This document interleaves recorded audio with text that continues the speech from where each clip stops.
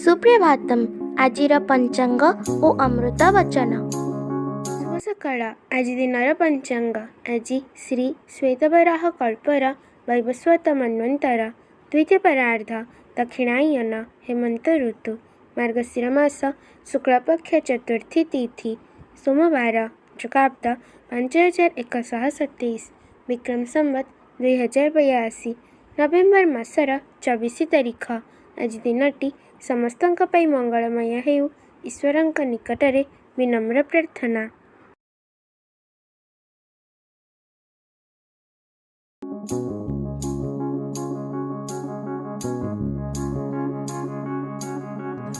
ଯେ ସଂସାରରେ ରହି ଭଜନ ସାଧନ କରି ମନକୁ ବଶରେ ରଖି ବିଷୟରୁ ଆସକ୍ତି ଶୂନ୍ୟ ହୁଏ, ତା ପକ୍ଷରେ ଘର ଓ ବଣ ଦୁହେଁ ସମାନ। ସେ ଯେଉଁଠି ଥାଉ, ଯାହା କରୁ, ସେ ନିତ୍ୟ ମୁକ୍ତ, ଆନନ୍ଦମୟ।